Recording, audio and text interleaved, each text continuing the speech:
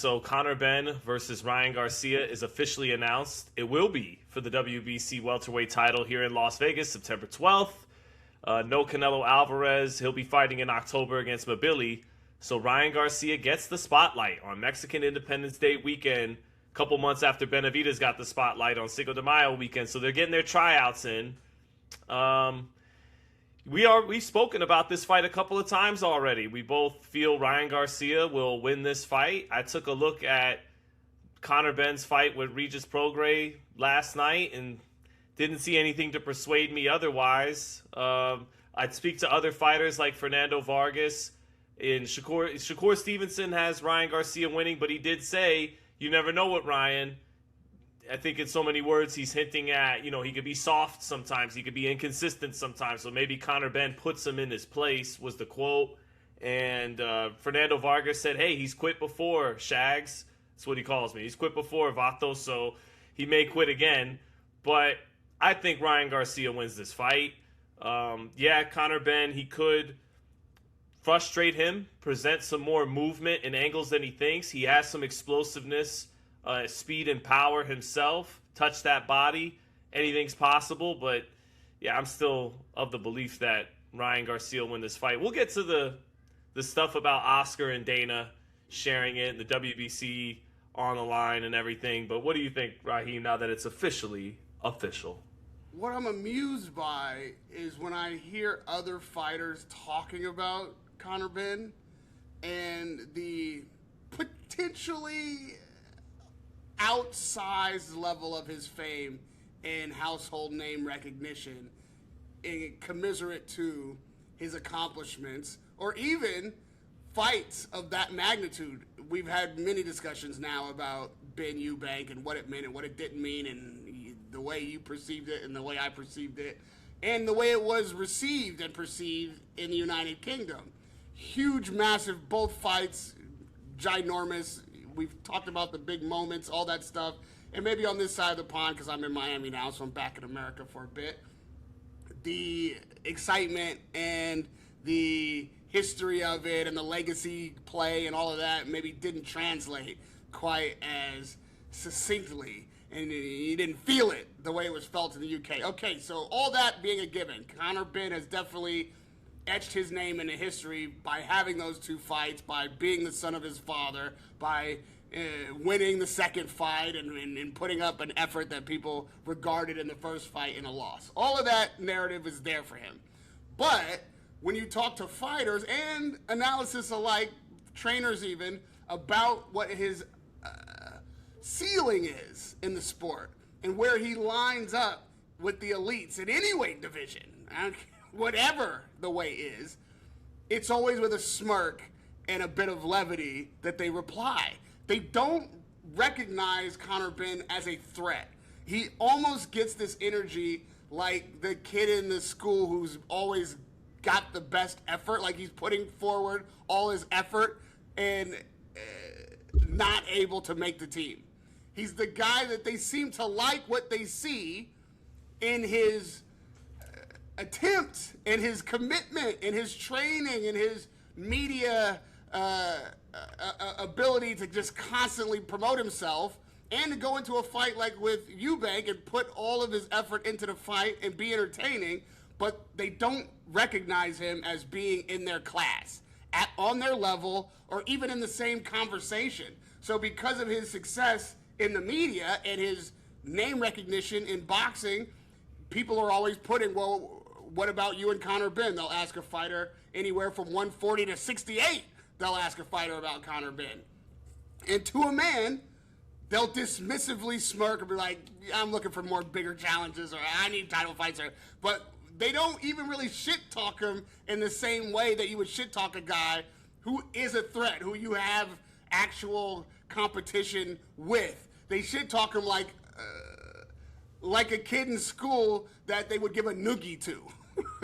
So this fight is Conor Benn's opportunity to get in the class, to get into the conversation amongst his contemporaries, to get some respect, to get them to believe that he belongs in the conversation and he's not just there because he can sell tickets in the UK.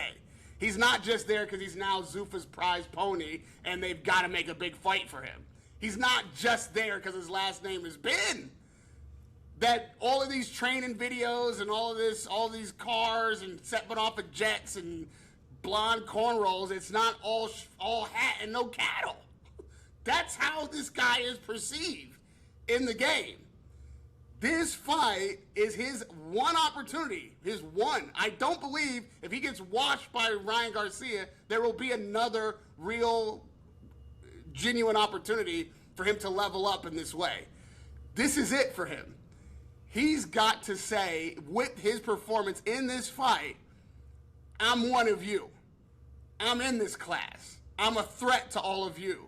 This Conor Benn show isn't just in front of the curtain. There's something behind the curtain. There's some substance to this. I think you'd be hard-pressed to find another fighter who believes that right now. Conor Benn has to show he's world level. He's got to show he's world level. He's got to show levels, Raheem. Otherwise, it's back to domestic level, is it? Yeah. Is that what it is? I mean, I think He's got to show he's world level.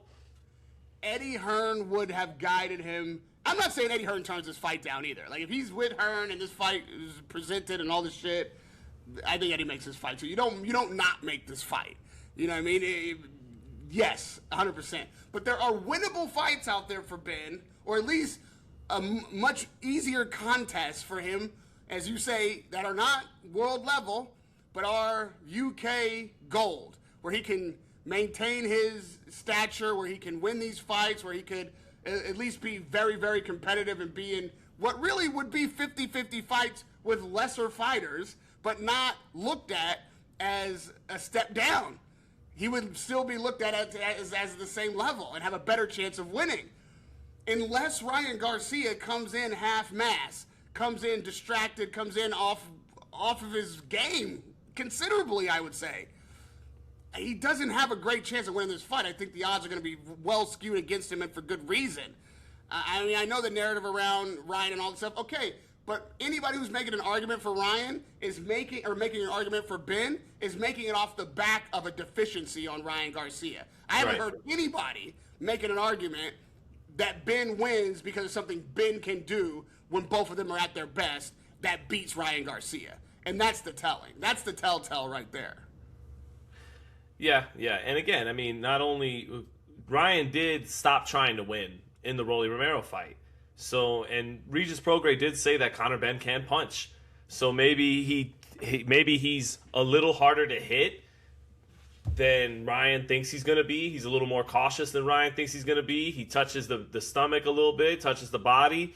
His power, it works well for him boiling back to 147, and anything can happen. He is a 3-1 underdog. The odds makers don't see him as a 10-1 underdog, but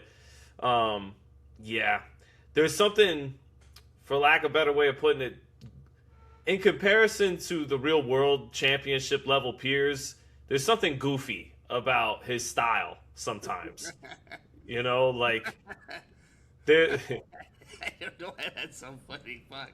There were times against Chris Eubank Jr. in the first fight, like the Jim Carrey meme from Me, Myself, and Irene, doing all, like, there was some of that in there, a little bit of herky-jerky. He did learn from that fight in the rematch and managed to cut distance better without always just jumping in, and used his jab better, took some better angles.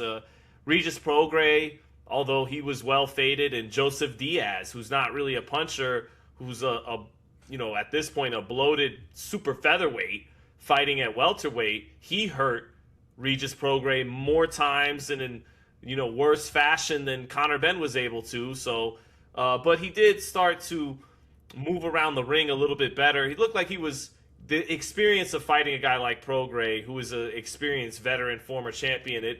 It helped him a little bit in that fight grow. But yeah, compared to the cleaner styles of Ryan Garcia and Devin Haney and Shakur, and I know Rolly's awkward too, but there's just something kind of goofy about it compared to those guys. But yeah, go ahead. Goofy made me chuckle because the immediate image that is put into my mind is what makes Goofy Goofy, even as a cartoon character. It's his confidence in something ineffective. That's what makes Goofy Goofy. That's what makes it funny. That actually lines up well with exactly what I think makes other fighters smirk and smile and wink and a nudge and talk about Conor Benn with a bit of dismissive levity. They appreciate the confidence and the work ethic. You can't say this guy is not putting in the effort, is not on his absolute 100% investment, but because it doesn't materialize in a way that shows the skills and level that these fighters who he will have to beat to be the flagship for Zuffa, to be the kind of $15 million fighter that they have projected him to be and paid for him to sit in the seat of. The distance between his effort and confidence and his accomplishments and the confidence people have in his effectiveness is what is in that vacuum is Goofy. That's where Goofy lives. That's where the smirk and the smiles come from. He can bridge that gap with this fight. I don't think that the Ryan Garcia that some people say swallowed it, as they would say on the other side of the pond, against Rolly Romero, or the one who took the knee against Tank, is evidence of a guy who will be beaten by Conor Benn. Not only has Ryan been through the litmus test that Conor is about to be in, but in, I believe, failing that test, pun intended, against Rolly, and then winning against Barrios, becoming world champion, I believe puts a different kind of battery in Ryan Garcia's bag. I believe he really does regard himself as a world champion, that he has something to defend, that his commitment and focus and training work ethic is going to be there for this fight. He does not want to lose that WBC championship. He does not want to lose on Mexican Independence Weekend. It is not lost on him, nor is it lost on me, that Canelo has basically vacated the Mexican holiday fight mantle. Because he sold his soul. I'm just, I like Canelo. And I like him. He's allowing for people to fight for the Iron Throne in his in his presence. He's given that date up. I don't know. I can't say what actually is the reason for the postponement, but I would conspiratorially suggest that maybe this fight coming down the pike, they knew that this was going to be a bigger fight, that what would have happened if Canelo was still the draw that he once was and was still king of certainly Mexican Independence Weekend and Cinco de Mayo, you put both of those fights on the same night and Turkey Al Sheikh can double dip and you can have a massive Mexican thing and you have one coming from Vegas and one in Saudi and they line them up. But you couldn't put Canelo as the main event because people would be more interested in Ryan and Ben. And Canelo can't be an undercard fighter. And then the promotion would be sick because who's getting more attention? Likely it would be Ryan Garcia, and it would be too much of a contrast to show where Canelo really is. So they had to move Canelo off the date so they could put this better, more interesting, more attractive, bigger fight on on Mexican Independence Weekend than what Canelo could hold. And if that is true, whether that's the reason or not, it certainly is true. That is, by definition, you're watching a changing of the guard. I truly believe that if Canelo had the drawn power, had the ability to hold the audience and grab attention the way he once did, that it would be a no-brainer to put both of these fights on the same night, as we've seen before, rare sparingly, but we've seen them do this kind of thing before from two different locations, line them up. It would be the most tremendous, Mexican Independence Weekend fight in a long time. And we've got the connective tissue in Turkey Al Sheikh to make it work for everybody. That works for everybody.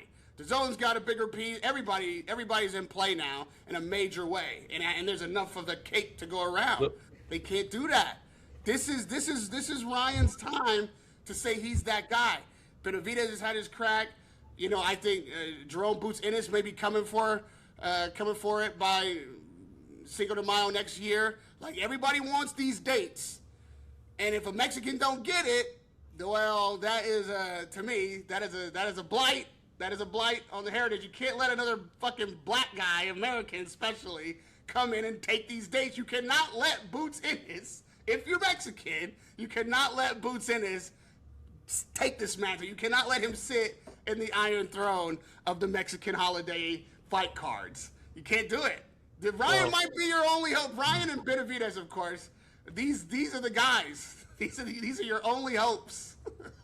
Well, the black guy and Floyd Mayweather did do bigger numbers than anybody on said dates, so it could be done. Exactly. You guys gonna let that happen again? And he did it beating Mexicans and Latin fighters back like one after another. I could see Boots Ennis doing exactly that.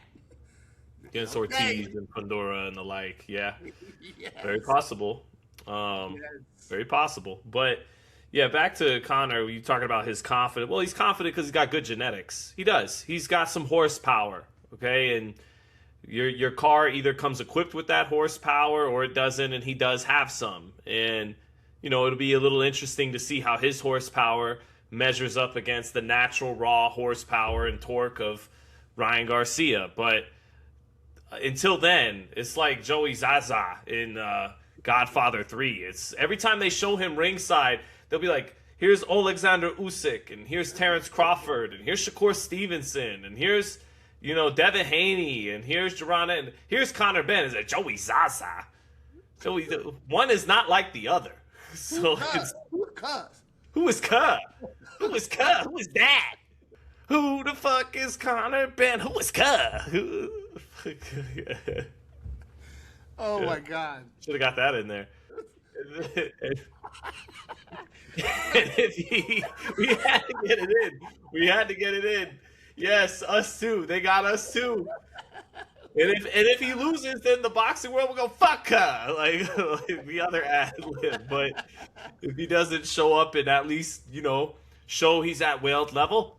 But let's get it. Let's take a second. Shout out to Adrian Bronner and Dean the Great. Now we've checked their moment. Go check their video. I said I just think the "Who is Ka" ad lib from Adrian is great. I'm sorry, it's you know it's the way he says it. Appropriate for that set. Like, can you imagine when they show this series of fighters you just named, and then they show Conor Benn and you play that audio clip? Who is Ka? Who is Ka? Yeah, that would be yeah, kind of right. There you go. I'm happy you fit it into the show. Thank you so much. I wanted an excuse to say that ad lib today.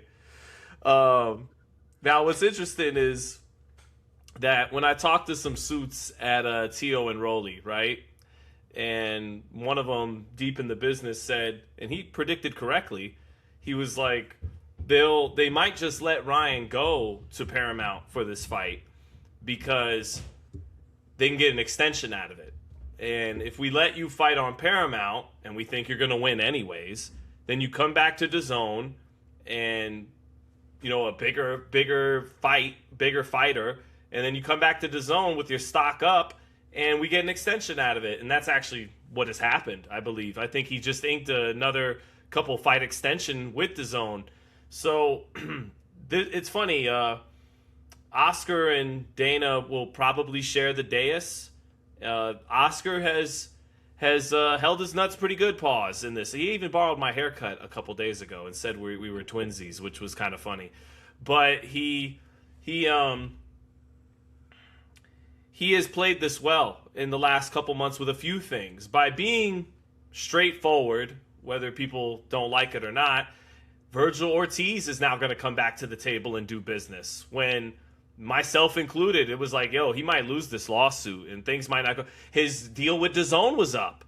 Oscar might be up Schitt's Creek, no network. He might lose Virgil Ortiz. Ryan Garcia tries to get out of a contract with Oscar, it seems, every chance he can. After he beats Mario Barrios, he says, hey, I'm going to be a free agent now. But Oscar, who's like, no, I have contracts. He gets back on DAZN with an extension. Virgil Ortiz and Rick Marigian are coming back to the table. Ryan Garcia inking an extension with DAZN tells me he's going to be with Golden Boy longer, as Golden Boy's with DAZN. Maybe not because Teofimo has no promoter. His own promoter and got a deal with DAZN by himself. They offered Shakur Stevenson the same kind of deal without Eddie Hearn attached to it. So I don't know. We'd have to see the particulars of that. But Oscar at least has him for one more fight after this, if not more, depending on how that extension situation went.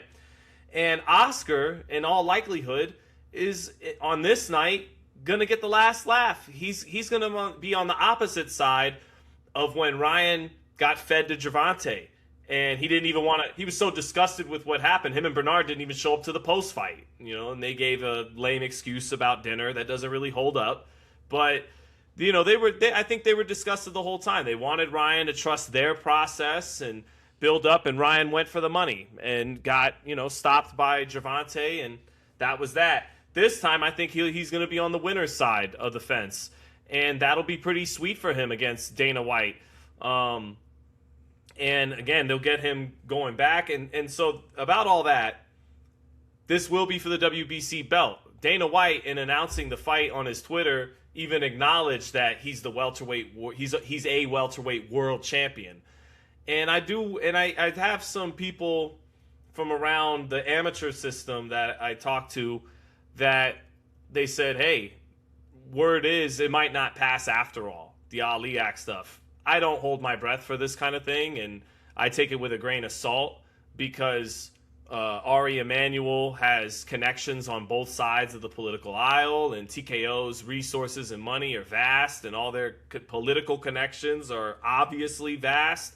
But apparently, the Republican side is slated to perhaps lose the midterms, lose the Senate, and a lot of bills, apparently, this isn't my forte, but a lot of bills that pass through the House, they do not always pass through the Senate. And they got a lot of other shit they got to tend to as it pertained to this Iran situation and the budget, of course, and all kinds of things. And that if they don't get it passed through this year, 2026, and it moves to 2027, their chances fall of ever getting it passed. So you got to wonder if Zufa's already like, well, then we might just have to settle, at the very least in the interim, for doing business with the parties we originally said we weren't going to do business with. Well, that is already evident because they're literally happening. September 12th, right? That's happening. Yeah. Legislation or no legislation, which obviously at this stage, thus far, has been no legislation. They're moving forward. They're making fights. What are we on, Zufa 7, 8? They've got the huge Shakur signing. They're doing Garcia, Ben. Like, they're not waiting. They're not waiting. One thing you have to appreciate about Oscar De La Hoya is he fucking fights off the ropes. You can have written this guy's professional promoter eulogy a few times since he's been in the game with Golden Boy Promotions. He's had some serious death notices, some kind of moments where, post the Richard Schaefer, Al Heyman potential hostile takeover, the Floyd Mayweather. This guy in Oscar De La Hoya has proven to be as resilient a promoter as at least he was resilient a fighter when it was back against the ropes. Maybe this thing wasn't going to come out in his favor. Now, yes, he's taking some L's, as he did in the ring, but the fact that he's still in there, fucking punching, still making Golden Boy relevant, and right now a part of the biggest fight that is signed in boxing, lets you know that Oscar comes to play, but he also intends to continue to be in the game. He's not a one-off guy. He keeps getting just enough to stay going. This is, I would say, gonna be his kind of like gloating "I told you so" moment. This fight is made, and somewhere between now and when that fight enters the ring, I do think Ortiz will be back in the fold. And before September 12th, they will announce probably Ortiz's next fight. from where Oscar was a month or so ago to that moment. Yeah. A couple or so, right? A couple of months ago. You know what I'm saying? Yeah. In the valley, this is a massive peak. For all his strange antics, I think the one thing that you pinpointed that might be part of his modern day saving grace is his kind of straightforward, straight talk about shit when it's happening and not trying to dance around things, or he just says what it is. From his perspective, doesn't necessarily mean he's right, but at least I think he's being direct about what's happening and how he sees it, which isn't how promoters usually function, certainly not in the public. And it's working for him, and he's holding his ground, and he's being chill about it. He's like, fuck you, you know what I mean? Like, and it's working. So respect, fucking salute to that. That's impressive. That's impressive. There are definitely moments where I thought Oscar was done. Say what you want about Oscar De La Hoya, and people will certainly say a lot. I have too. Everybody has, but he is a fighter. He is 100% a fighter. And again, he sold he sold the ring to Turkey. Now he complains about Turkey when he was quick to get in bed with him, and he has said one thing and done another, aka lied plenty of times. But full transparency to the audience here. This is an Oscar De La Hoya household. Okay? We love Oscar De La Hoya in this household, all right? We'll call him on his bullshit, but that's remember Dave Chappelle when he said about Michael Jackson, when he's like, he made Thriller. He's Oscar. So, and I think, if an upset happens, then sucks for him, but if Ryan does what he's supposed to do, that's going to be entertaining. He's going to be, Dana White, so you paid him $15 million just so he could get knocked the fuck out by Ryan Garcia. Thank you. And all that, that's going to be kind of funny. Yeah. I mean, listen, if Ryan loses, that's not the ideal situation for Oscar, but I would say if Ryan were to lose, probably the biggest fight for Ben would be the rematch. Yeah. I mean, I don't know. I guess it would depend on how he loses, right? If it's an entertaining fight and all that. But if they've got the extension signed, and because of the contentious relationship between Oscar and Ryan, as you say, Ryan's always looking for some way off the ship, some side door out of the contract. As long as you got him locked in, kind of Oscar can't. He can win or not win as big, but he's won by getting the extension and being a part of this fight. Right? That's what you can do as a promoter. You can't go and fight for the guy, but he's got his guy in the best position to defend his title on the biggest platform, I'm sure, for the best money, and spanning across DAZN and Paramount, across Zuffa and Golden Boy, DAZN. What else? It's all in there. All the logos on that step and repeat on that. So many logos. It's like, shit. How many people are involved in this? That's always the case. It's always the case. You know what I mean? But these aren't small. Oh, because the fighter has his promotional company, let's just stick that on there as part of the contract. These are major players, all a part of this thing, want to take a piece. So Ryan Garcia couldn't be in a better position, and to give Zuffa credit, getting to watch the fight for $8 or $9, whatever it is Paramount is per month, and the fact that it's going to be on Paramount, it's going to be seen by a lot more eyeballs than if it was just on DAZN for $45 a month or $80 for the one-time purchase, whatever. And I wonder who commentates the fight then. Probably Max and Andre and Testator then.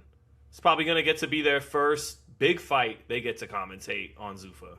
Right. I mean, is it so? Does this mean there's going to be being distributed by DAZN in Ireland and in the UK, but the United States rights are on Paramount? Yeah, well, those UK and Ireland rights, that's a get, are massive.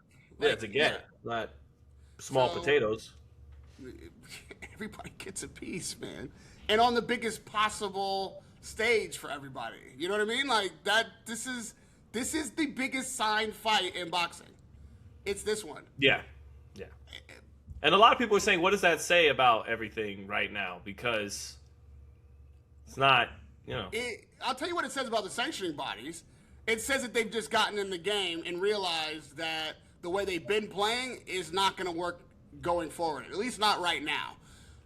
I like the idea. I'm a proponent of a 4-belt era where an undisputed king can be crowned by collecting all 4 belts. I like the idea of fighters being able to be champion, and I do consider them champion without necessarily having proven that they are the singularly best in the division just yet. You can have multiple champions, by the way I see boxing, and they all be legitimate champions, and there be no king of the division, which is the undisputed champion. I like that process of a guy either having to stay in the division, find a way to face all the challengers who have belts and collect those belts and then be undisputed champion. That's not a problem for me. Well, what the problem has become is each sanctioning body putting up mandatories for their own percentage interest, for the influence by the promoters who get in their fucking. Let's not even get started. Let's not even. Yeah. And then not even. They make it a whole thing that isn't legit, and so that's been the problem. And what is happening now is they're at the moment abandoning that process and getting in line to make these bigger fights. And the other side of that is that you're not getting the legitimate mandatories, the guys who I think are properly in the queue to get their shot and have earned a challenge to the champion are not getting that. Conor Benn is not the number 1 mandatory challenger for the WBC. And Ryan Garcia before him shouldn't have been for his either. Ryan Garcia was not legitimately the number 1 challenger for Mario Barrios' WBC championship. And so by both of these things having happened back to back, and we see the writing, or we see what's happening. I mean, the WBC is always seeming to be the worst offender of whatever kind of criticism you want to get to a sanctioning body. However, in this moment, that's how you stay alive. Because if not only are you charging all these people these extraordinary fees, trying to strip people for when they're not even fighting for your belt, and then putting up these mandatories who are not selling tickets, who are not big fights, who are preventing the fights that the fans want to see so that the champion can adhere to his mandatories, well, there's going to be just too much incoming criticism and too much calls to get the sanctioning bodies out of the way if you continue with all of those things at once. So what they've opted to do is to lean into the fights that people want to see, because of course that keeps their coffers full with these percentages of these fighter purses, and it takes the heat off of them. Nobody's saying the WBC is standing in the way of Garcia Benn. Nobody's saying the WBC is standing in the way of this bigger fight or that major fight, or the IBF or any of the other sanctions. I think the IBF is probably remaining the most true to their formula. Yeah, the WBA, what they just did with Tio and Rolly. They're like, Tio just lost, hasn't fought in this weight class, title shot. Rolly won't defend his title against Jack Catterall and before him Giasov. It's cool, just fight Tio, you're good. Yeah, that's the new day. So because it makes more money, and if Zuffa's made an impression, if they've moved the needle in traditional boxing, which is what they're in as well right now, there is no UBO. That's, I would say, the Zuffa effect. What we're seeing from the sanctioning bodies right now, that's a Zuffa effect. Love it, hate it, say it's great or terrible. They have moved the needle in that way, and so that's what we're getting. I think they, they are to be either credited or blamed for exactly that. You know what Adam Smith would call this matchup, though? Massive and brilliant.